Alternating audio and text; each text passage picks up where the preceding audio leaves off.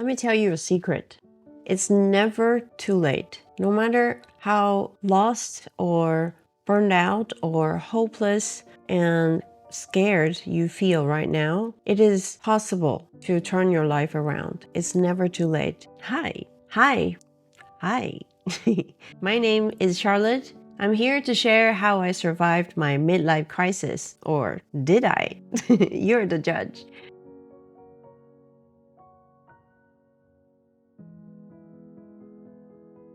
It is possible to turn your life around. It's never too late. It will require something uncomfortable though, which is confronting with yourself. Not the kind where you blame yourself for picking pizza over chicken breast for lunch. No, think about it more like a intervention that you would do for a family or a friend, because somehow it's easier to see what's wrong with others and judging them and prescribing solutions to them than taking a good look at ourselves. So think of it as an intervention that you as a friend doing for yourself. Taking a good look at ourselves is the difficult part. Suffering woke me the F up. It sucks. It really sucks. I really don't wish suffering for anyone. So I'm not saying enjoy suffering. Ooh. I'm saying that suffering makes you ask better questions. These are opportunities that invite us to seek, to probe, to see what's wrong, what can be changed. Before we go further, if you are someone who's tired of feeling stuck and burned out and that you have been living a life that is not supposed to be this way, you're not who you think you should be, well, then this channel is for you. I'll be sharing personal stories and perspective shifts because I think changing how we look at things sometimes already helped a lot, at least 50%. And practical tools that I use to help me reconnect with my authentic self so I can direct my attention to building a life that I want. The result of what I'm doing, hopefully, is the life that I want, the authentic life that I can live in as myself. That's the life I want. All right, if that sounds like your kind of thing, then stick around for the stories and hit the like button, subscribe, and come back for more. Okay, back to the story. Quick background. I am originally from Taiwan and I spent a decade in the US and have lived in Germany for another 10 years. Sounds exciting on paper, but behind the scenes is always a different stories, as you know. Despite I had an MBA and I had a marketing career, when I hit 40, I was super confused. I was completely lost. After a divorce, after losing my job and being diagnosed with pre-cancer and relocating to Germany for the wrong guy. Just kidding, I'm still with the wrong guy. It was easier for me to blame other things and other people, external things for my unhappiness. Oh, I live in the wrong country, the weather is too cold, I don't like beers, I'm with the wrong guy, the culture is too unfriendly, everyone else's fault. What I didn't realize was what I was experiencing was midlife crisis, classic midlife crisis. Not the kind that I would rush out to buy a Porsche 911, but the kind that is something deeper and more profound, and that woke me up. So I realized this is what's really going on. There was an identity gap. I didn't have the words for it until later. It was clear that there was a gap between who I was and who I thought I was supposed to be. I don't know who told me how this person should be or who this person should be like, but somehow I had an idea that there's an ideal version of me and I'm not that, I'm here, and therefore this gap was causing the suffering for me. We get fixated with this image of who we're supposed to be, this perfect version of ourselves, and we suffer so much because we can't be that person for whatever reason. We are not that person. It's also a very lonely feeling because no one else can see this identity gap that you're carrying, because you can't really tell people, oh, I'm a fake, I'm not this person. People outside probably think you have a perfect life. So it's a very lonely feeling. And you would be surprised, this is actually felt by a lot of us. It's not just a personal feeling, it's shared by a lot of us. You feel like you're the only one who hasn't figured it out, though. Like everyone else is crushing it with their life, but you are stuck here. I thought I needed to be this data-driven marketing expert, when what I really wanted was creative work, and I felt trapped by my own expectations. There are only really two solutions. First is you beat it harder. You try to fit into mold and be this person that you're supposed to be. You spend all your energy doing that. If you decide that this is indeed what you want to do, of course.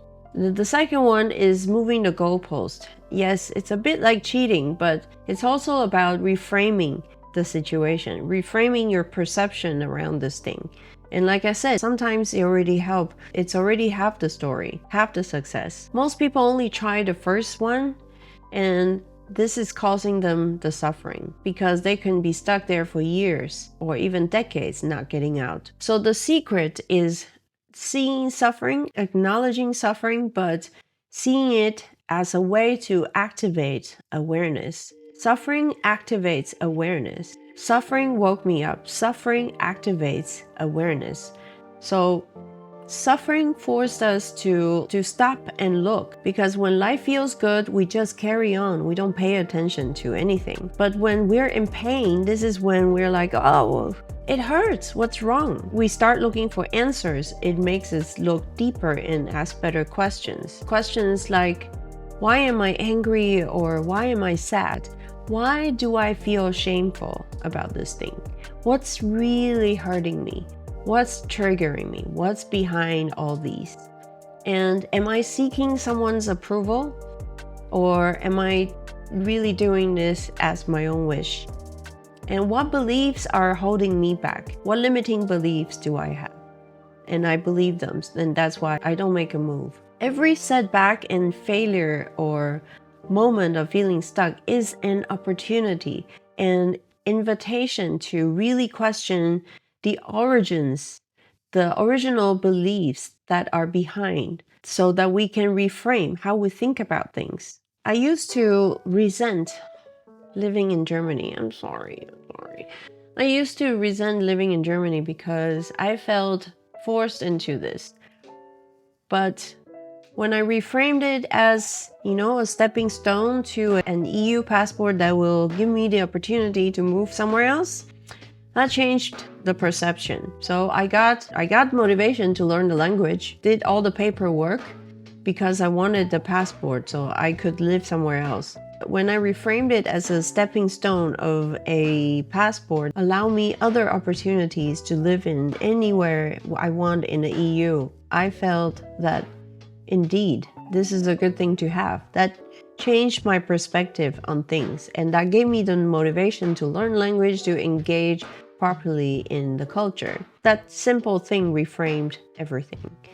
I'm not saying that I'm in love with Germany. I'm saying that Germany is a great husband in an arranged marriage. So when I stopped forcing myself to be the data-driven marketing expert and embrace my natural calling of creativity, I found work that is more aligned to who I am. And now I lead product marketing activities at a startup, and I focus on strategic communications and creative content development, all very fun stuff.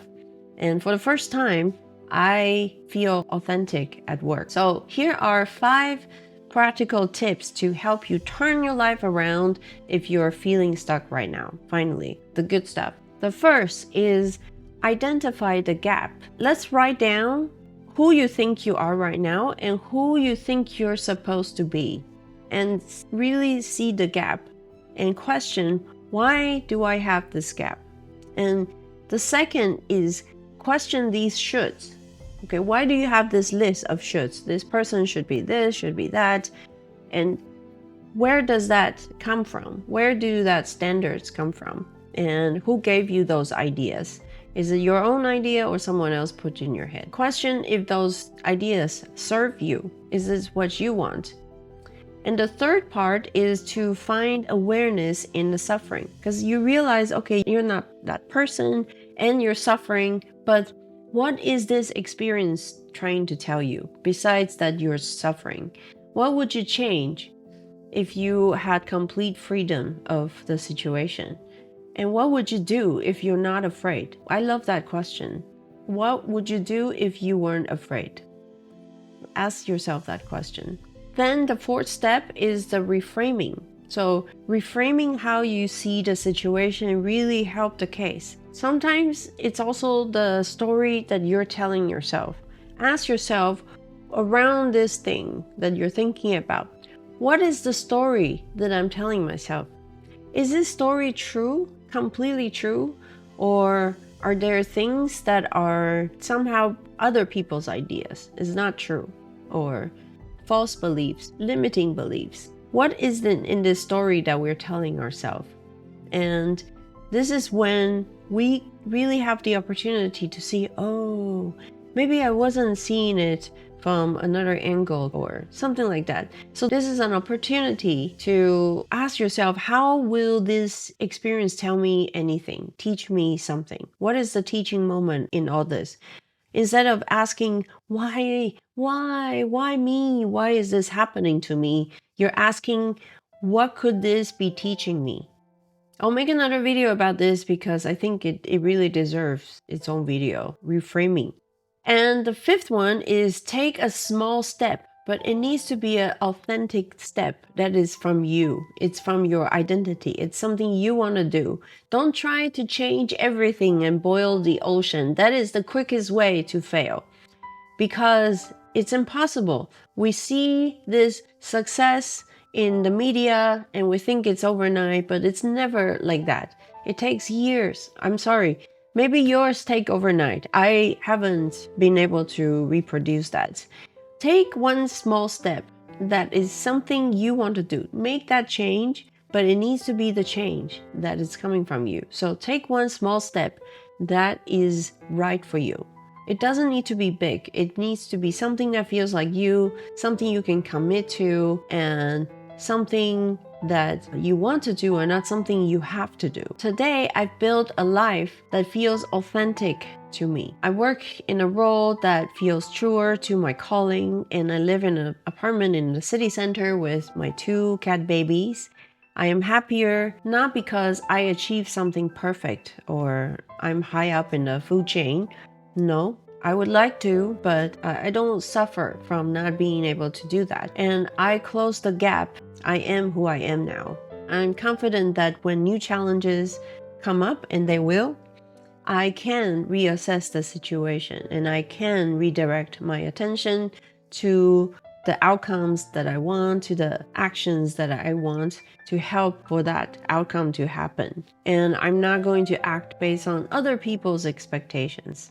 I need to remember that. So if you're in the middle of your own midlife crisis, I challenge you to do one thing today, which is identify one gap between who you are and who you think you should be. Then ask, what if I move the goalposts? Instead of trying so hard to be this person and torturing myself for not being that person, or trying so hard to please my mother by being this person, instead of that, what if you change the goalposts? What if you don't try to be this person? Try to be someone else you want to be? What if your midlife crisis isn't a crisis or just a crisis? It's also your heart's invitation to tell you it's time to live more authentically. The suffering you feel right now is an invitation for change. Accept it and use it, question it, and transform your life starting today with that invitation. It won't be easy. No, it hurts. It sucks. But I promise you it would be worth it. It's possible to turn your life around. You just have to want it first. And you have to be sure that's what you want and that's truly yours. See you next time.